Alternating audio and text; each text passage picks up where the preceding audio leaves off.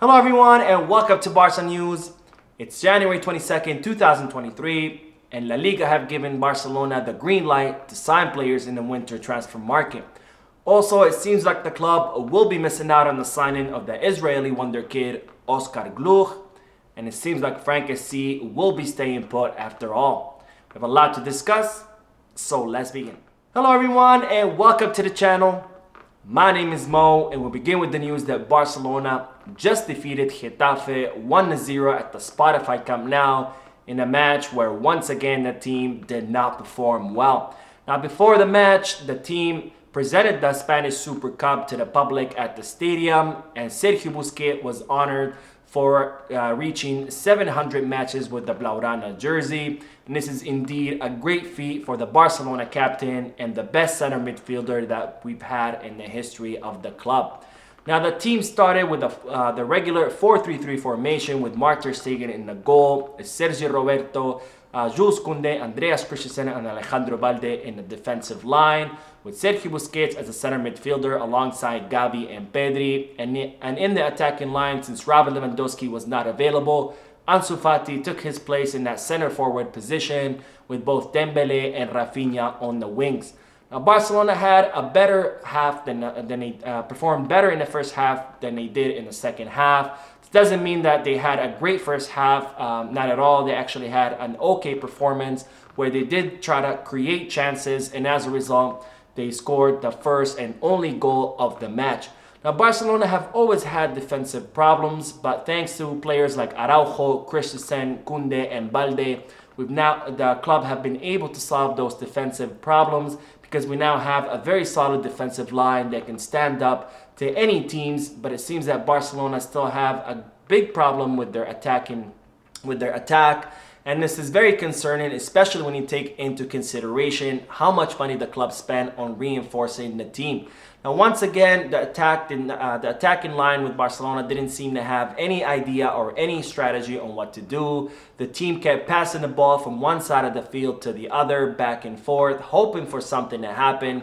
And that, of course, never works, and especially against teams who like to park the bus and play with and defend with a low block like Getafe did. Now, once again, the team didn't have any fast transitions, any fast triangulations, which is something that I'm always talking about, and I'm constantly having to repeat myself, except for the play that resulted in Pedri's goal, where we saw a fast, deep pass to the wing, to Rafinha on the wing, who then sent a very fast cross into the box, which Pedri was able to finalize and finish as a goal. And these are the kind of plays that I'm always talking about when I talk about fast transitions and triangulations, because these are the kind of plays that you need to be able to unlock defenses. And had the team done this play a few more times, then Barcelona could have created a lot more danger and could have even scored more goals. Now in the second half is when things got even much worse for the team, where once again the team reduced their intensity and they were they looked like they were actually playing a friendly match or even a warm-up match, where the team didn't really produce much, didn't really create many chances or any danger. And during the final 5 minutes of the match, Getafe were the one who created a lot of chances and were mounting an attack after an attack. And as a result, we all had to sit at the edge of our seats, biting our nails, wishing for the referee to end the match, because it looked like Getafe were gonna draw the match at any moment. So once again, the Barcelona team seems to be struggling with being able to finalize the matches, because this is the kind of match where you need to be scoring a second, a third, or even a fourth goal. Because had Barcelona done that, then they would have been worried or stressed out during the final moments where it seemed like Getafe were going to score a goal. Because had Getafe scored and Barcelona would have been up 2, 3, or 4-0, it wouldn't have mattered after all, and Barcelona would have still won. But had Getafe scored during the final moments in this match, then that would have been a big problem for the team, because they would have dropped points. And these are the kind of matches that end up losing you the La Liga title. Now, overall, this was a bad performance for the team, but the important thing is that Barcelona did win at the end, and they did take home those three important points, because Real Madrid 2 hours later defeated Athletic Club 2-0. But with this victory, Barcelona are still at the top of the league, 3 points ahead of their rivals. Now, the good news is that the Barcelona Femení won earlier that day 3-0 against Real Sociedad in the Spanish Super Cup final. And just like the men's team, the women's team are now the Spanish Super Cup champions, and they have won the first trophy of the season. So congratulations to the Barcelona Femení, who continue to show us that they are an absolute force to reckon with, and there is no one currently in the entire world at the same level that the women's team. Now on to the news that La Liga have given Barcelona the green light to sign players in the winter transfer market. Now, as I reported many times before, La Liga informed Barcelona earlier on that they weren't going to be able to sign any players in the winter transfer market because the club were currently over the wage limit imposed on them by the strict La Liga's financial fair play rules. Now, with the departure of Memphis Depay, where the club generated around 4 million euros of his transfer, plus they saved a total of 11 million euros gross of his salary, which equals a 5.5 million euro net salary, Barcelona submitted a request to La Liga to analyze their finances and let them know whether they have any margins to sign any new players. Well, La Liga finally replied to Barcelona, and they have informed them that yes, they do have margin to sign new players with the departure of Memphis Depay. However, it's a very small margin, which equals a salary of around 2.2 million euro gross, which is equivalent of 1.9 million euro net, which in other words, Barcelona will not be able to sign any decent players because there aren't really any top players who are willing to make around 1.9 million euro net salary.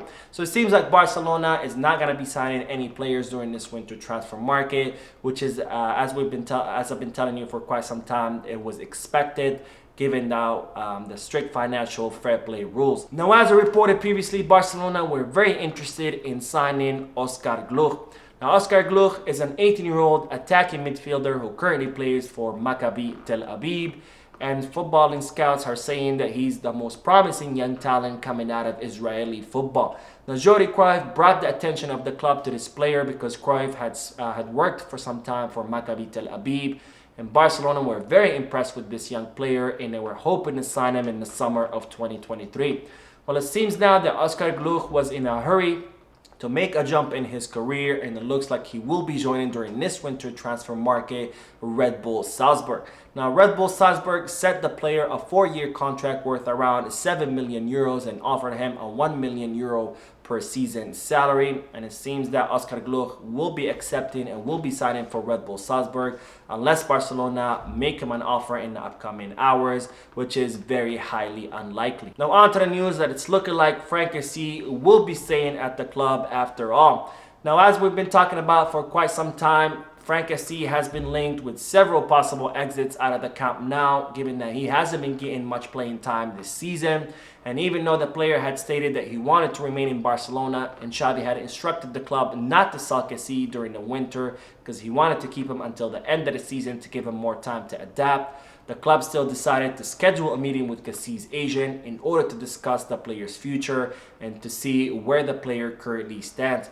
Where it seems that after the meeting, Franck Kessie, through his agent, informed the club that he is rejecting any kind of offers and that he only wants to remain at Barcelona. And it's also being reported that the club were not impressed with any of the offers that they had received for the Ivorian midfielder, because they had received several very weird loan deals and very low cash offers for permanent transfers. So the club and the player have decided that Franck Kessie will not be leaving during the winter transfer market. Now, of course, the winter transfer market will not close for another week until January 31st, so things could change, but it's looking very unlikely that Kessie is going to be leaving, especially since Xavi has said over and over again that he doesn't want any players to leave during the winter, and that Memphis Depay was the only exception because it was the player who requested from the club his exit. Now on to the news that it's being reported that Gerard Piqué has found a way to bring Dani Parejo to Barcelona. Now, it's reported that Barcelona are interested in signing Dani Parejo to replace Sergio Busquets in the pivot position. And since Dani Parejo's agent Arturo Canales was the same agent that Gerard Piqué has, and he's someone that he's now Piqué's business partner, it's reported that Gerard Piqué has found a way to arrange a transfer of Dani Parejo from Villarreal to Barcelona. Well, I'm here to tell you that those reports are absolutely false, because even though Barcelona were interested in signing Dani Parejo in the past, and even though Dani Parejo is a very talented center midfielder who has a great vision and great passing, Barcelona are not planning to substitute the 34-year-old Sergio Busquets with a 33-year-old Dani Parejo, who is on his way out. Now, speaking of the pivot position, it's reported that Martin Zubimendi, who's Xavi's #1 option to replace Sergio Busquets in the center midfield position, has rejected a €60 million offer from Mikel Arteta's Arsenal. Now, it looks like Arsenal were very interested in taking Martin Zubimendi and offered to pay the release clause of the player worth €60 million. However, Zubimendi said no because he didn't want to leave his club hanging midway through the season. So that is it for today. I hope you enjoyed the video. If you did, please give me a like. Also, I would like to invite all of you to please leave a comment down below, giving me all your thoughts and opinions about all the news that I share with you. And finally, I would like to invite all of you to please subscribe to the channel so you can stay current on all the latest news in regards to our beloved club, FC Barcelona. Thank you for watching. I will see you in the next video. And as always, Peace, Barça.